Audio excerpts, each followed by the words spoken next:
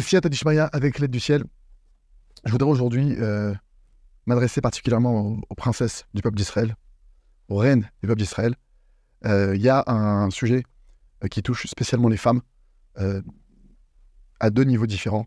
Il y a de nombreuses femmes, jeunes filles, qui n'arrivent pas à se marier et qui avancent en âge. Et c'est quelque chose de... Vraiment, je dis que c'est quelque chose qu'on n'a jamais vu dans la génération précédente.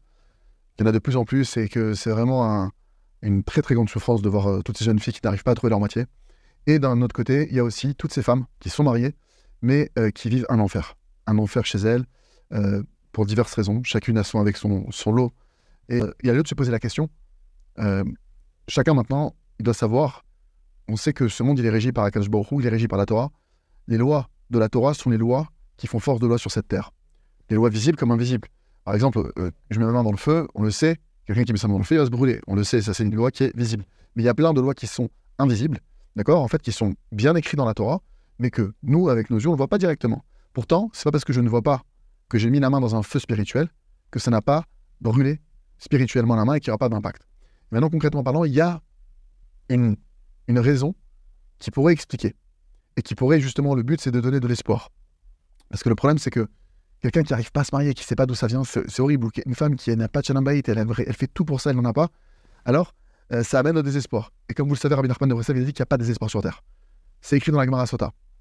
Celui qui convoite quelque chose qui ne lui appartient pas, alors, déjà, c'est sûr que cette chose qui convoite, qui ne lui appartient pas, il ne l'aura pas.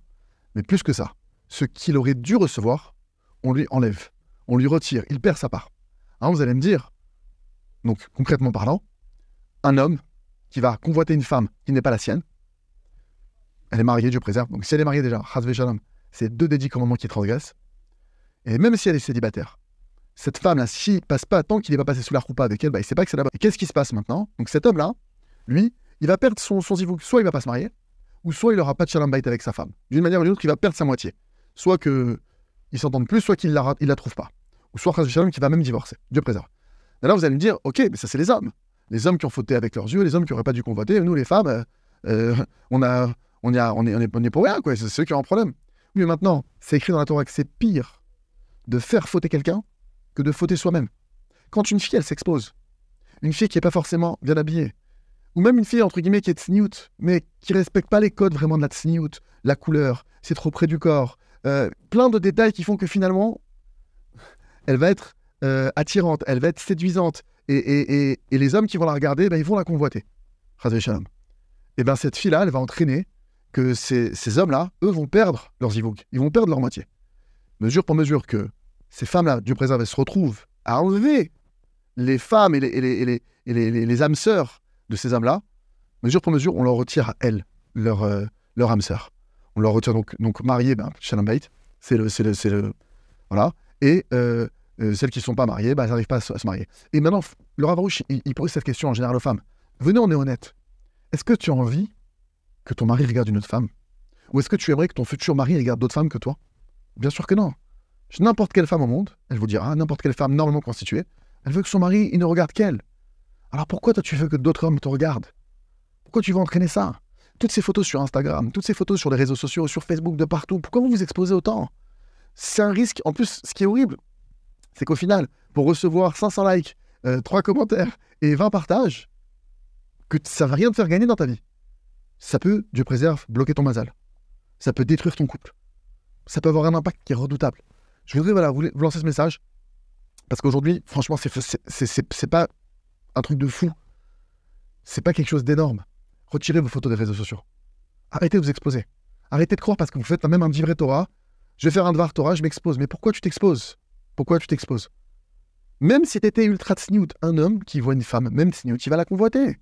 Comme si que maintenant, elle est tsniout, l'homme il va plus regarder. Pas du tout. C'est sûr que c'est déjà moins grave, elle est tsniout, etc. C'est déjà moins grave. Mais parlons maintenant de celle qui n'est pas tsniout. Pourquoi tu t'exposes? Pourquoi tu te montres? Pourquoi tu fais des vlogs et des vidéos et tu veux te montrer et t'es comme ça? Pourquoi? Tu gagnes rien, tu gagnes rien. La seule chose que Dieu préserve s'entraîne, c'est la destruction au niveau de ces hommes qui vont soit pas se marier, soit détruire leur couple. Et mesure pour mesure, bah, tu reprends le boomerang. Et ça me fait de la peine.